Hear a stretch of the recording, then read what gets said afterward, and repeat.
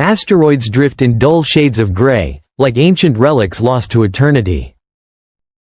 Even the stars, for all their brilliance, pulse with predictable fires, each color a coded message about age, temperature, and distance. For centuries, humanity trusted this cosmic order, believing the heavens obeyed an unbreakable logic. The universe, vast and cold as it was, seemed stable, a place where everything, no matter how strange, could be explained. But one night, that illusion cracked. The object that did it was small, faint, and forgettable at first, a dim traveler crossing the black. It was detected by the Atlas Survey System in Hawaii, a network of telescopes designed to find potentially hazardous asteroids. But this one wasn't from our solar system. It was a visitor. An interstellar body, moving too fast and cutting through space on a path no known orbit could explain. The team catalogued it as 3I Atlas, the third interstellar object ever recorded after Oumuamua and Borisov. In the beginning, nothing seemed out of place. A rocky body, likely composed of dust and frozen gas, sweeping in from beyond the stars. But then, as it crossed the outer edges of the solar system, something changed. Through the eyes of Hubble, Kepler, Spitzer, and finally the James Webb Space Telescope, astronomers watched in disbelief as its familiar cyan tail, typical of comets rich in cyanogen, shifted hue. The glow deepened into a pulsing crimson unlike anything seen before. It was not a reflection of sunlight. It was emission. 3I Atlas wasn't merely illuminated by the sun. It was shining on its own. Generating power. Projecting light. It wasn't behaving like a comet or an asteroid or anything natural.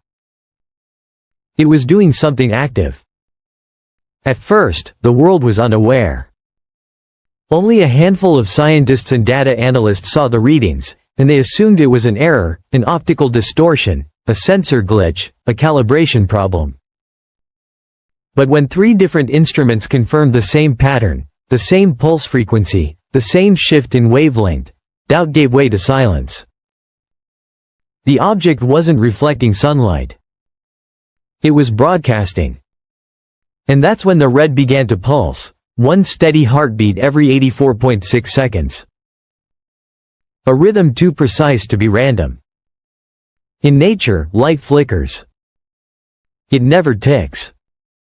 This one ticked. Each pulse identical, unwavering, as though measured by a perfect clock. Cryptographers and astrophysicists called it the Atlas Pulse, and within days, observatories around the world joined the analysis. What they found made no sense. Each crimson burst contained complex modulations, subtle fluctuations in brightness, like encrypted data riding on light. Billions of variations per second. If it was a message, it was using a form of communication beyond human mathematics. The NSA, ESA, and Japan's JAXA formed a classified coalition known only in leaks as Project Icarus. Its task was to study, decode, and, if necessary, contain any knowledge related to 3I Atlas. The deeper they dug, the less sense it made. Sometimes, radar failed to detect the object entirely, as if it were invisible to its own reflection. Other times, it returned echoes so powerful they nearly blinded sensors. Its thermal readings were paradoxical too. An outer shell burning hotter than molten rock, but an inner core colder than deep space. It shouldn't have existed. But it did. When the object approached Mars, it defied physics again.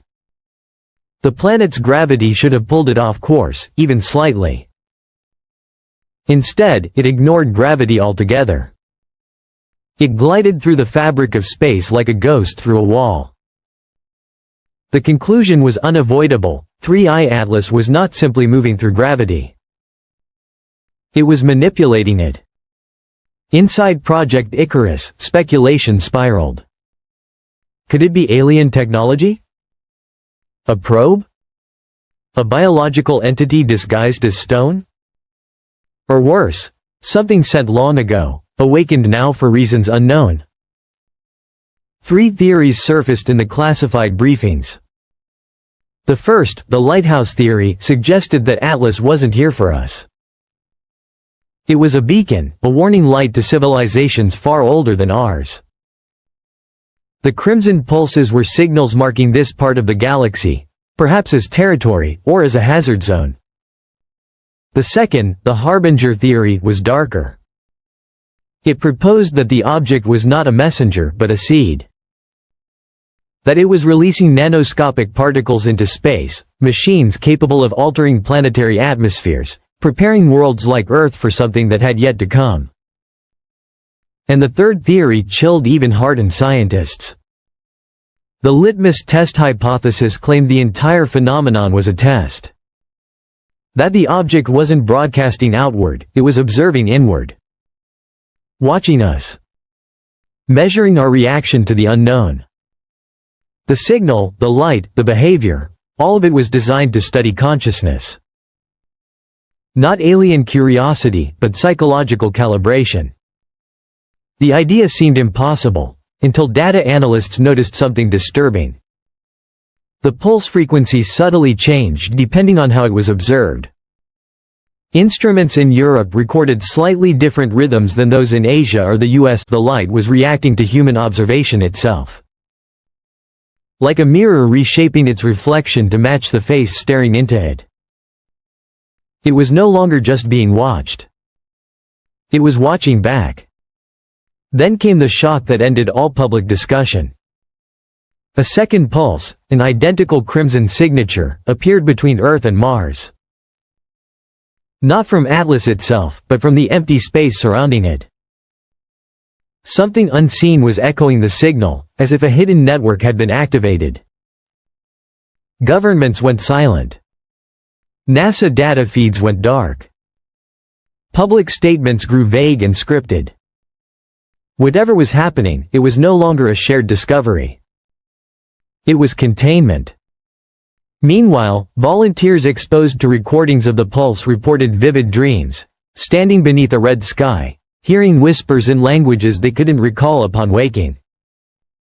EEG scans showed synchronization between the brain's alpha waves and the 84.6-second rhythm. The light wasn't just visible, it was neurological. It was inside us. Physicists argued that if the emission could resonate with biological patterns, it wasn't just sending information. It was tuning consciousness itself. The crimson wasn't light, it was instruction. Perhaps that was the true nature of 3I Atlas. Not a ship, not a beacon, not even a machine, but a translator between matter and mind. A messenger not of words, but of awareness. A technology meant to awaken what sleeps in intelligent life when it first dares to look outward into the dark. Because that's what humanity has done for centuries, staring into the void, waiting for an answer. And maybe, finally, something has answered back. The James Webb Telescope didn't just witness a comet changing color. It captured something greater, a mirror that looked back at us from beyond the stars. A reflection of our own curiosity, fear, and arrogance. A cosmic intelligence reminding us that the universe is not silent, only patient. Perhaps it was always here, drifting between systems, waiting for someone to notice. Waiting for eyes advanced enough to see its true form. And now that we have, the question lingers like an echo across the solar wind: why now? Why us?